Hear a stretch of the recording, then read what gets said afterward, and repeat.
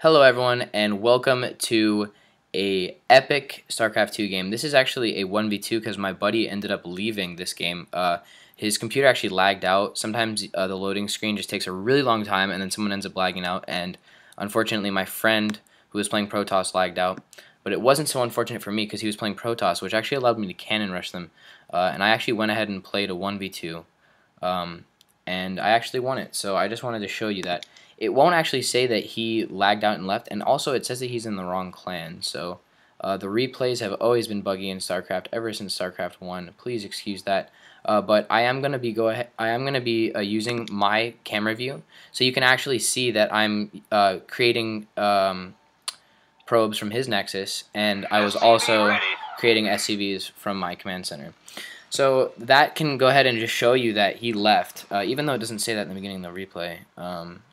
But it was pretty amazing that I stayed in, and at this point I was kind of I wasn't even really going hard with the SCV micro or getting a lot of probes or SCVs out. As you can see, I was kind of slacking. I had a lot of SCVs queued up, very few probes queued up, because I really wasn't serious at this point. I wasn't thinking that that I was actually going to win this.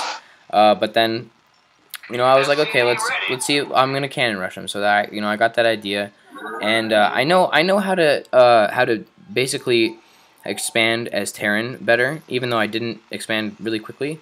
I know how to get orbitals and deal with that better than chrono boost. So I decided to actually just basically get supply depots and then get a barracks, because I know Terran units better and I know how to micro them better and stuff.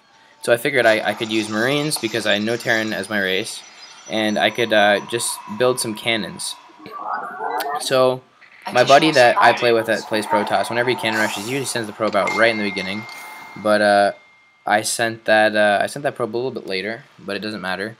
So now I built the barracks here, and I just kept making probes. I didn't get the chrono. I didn't remember that. But anyways, let's just focus on the probe. Let's go to everyone's view now, so we can see what's going on here. So what I decided to do, we can go back to my view here.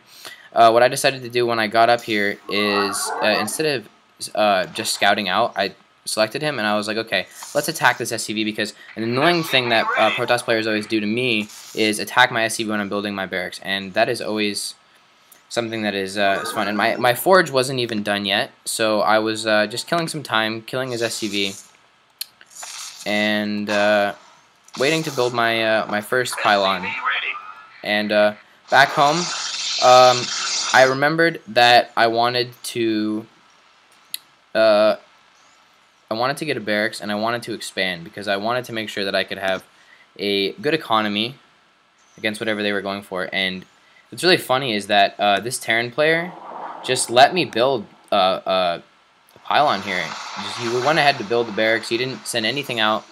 And then the Zerg player obviously knew something was up, and he went ahead. And so I gave him a pylon to gnaw at, while this pylon stayed back here. And I went to go ahead and build a cannon now.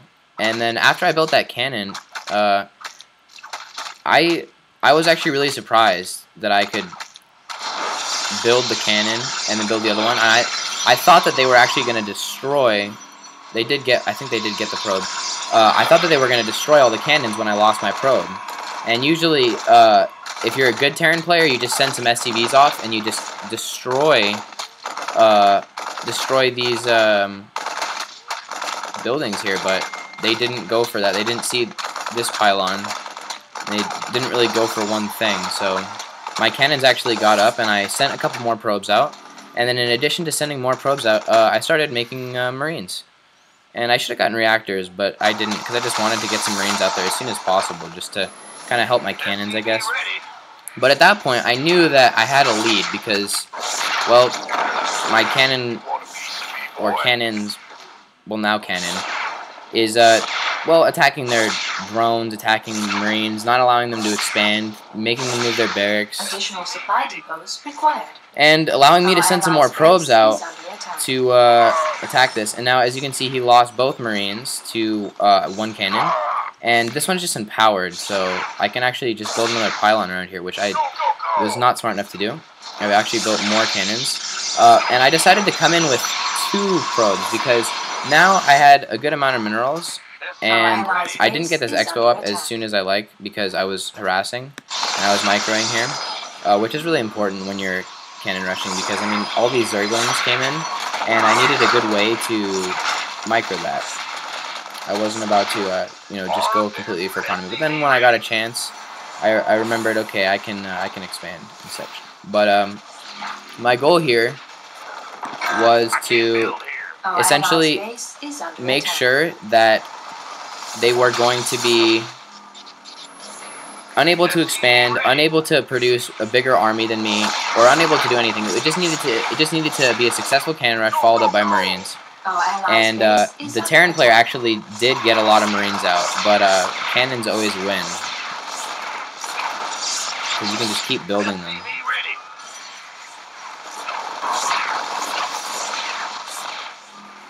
Our allies' base is under attack.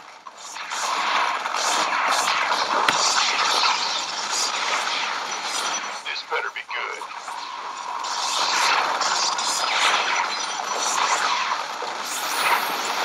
Our allies' base is under attack. At this point, the cannons were just destroying his barracks. He didn't really want to send his Marines in.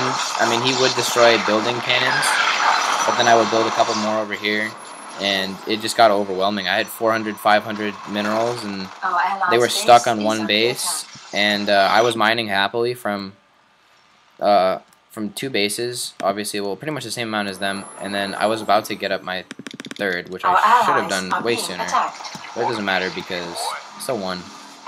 So, speeding this up, what I did was I continually built cannons to the point that he had to basically keep his roaches back. He couldn't even fight the cannons, and when he got an overwhelming amount of Marines, I thought that actually that I might not have an advantage anymore. But the way that I secured it is I used Marines to build cannons and to lure them in. Basically, their army is really, really, really bad against cannons. A Marine dies to 1 cannon hit pretty much, or 2 to 3 cannon hits for a full health Marine. But as you can see, they just die when they get near the cannons. So all I needed to do with the Marines was kind of lure them in. And You want a piece of me, boy? I just kept my Marines in the safety of them, and I was trying to test my range with the spine collars, see how close I could get.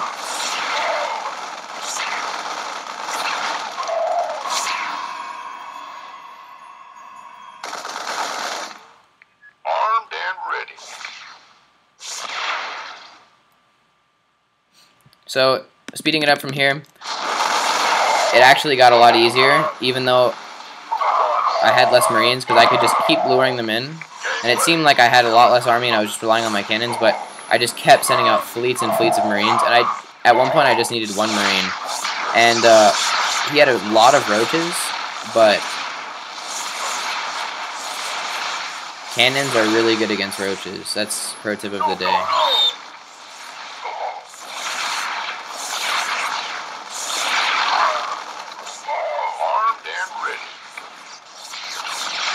So it seems like that 1 center pylon was really... This is actually like a really nice cannon formation, because it's really hard to destroy that. And then I was really trying to get towards the Terran player, because I knew that once I knocked the Terran player out, and there's fine colors here, well, I knew once I got the Terran player out, that the Zerg player was either going to leave, or I could just build... I could just come in with Marines and win. But I just love when Marines attack cannons, or anything attacks cannons, because I can just build a couple more, and just keep getting XP and keep destroying buildings, units, anything. Could have lifted off his barracks, put it back here, but he didn't decide to do that. So I just kept building cannons closer and closer to him. And he couldn't even kill new cannons as they were being built, as you can see, because he was just overwhelmed. And it's kind of really hard at this point. I didn't really even have to use Marines, but then they were just going to finish things up. So, I mean, most of the time, you probably shouldn't use 1 pylon, but this is a good formation, actually. That's going to get destroyed. And I didn't bother canceling them because I had a lot of minerals. The only thing I was worried is the Terran, the Zerg player going mutas and then attacking my home base, but I don't think he could get a Spire up in time. Our allies' base I wasn't is worried about under attacking attack. Spine Crawlers first. Additional supply depots required.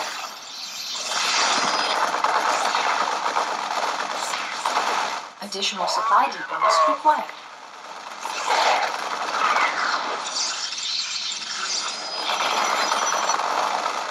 At this point, the game was over. He had no Marines, and the Zerg player, if we look at everyone's camera, had a good amount of roaches and a swarm host.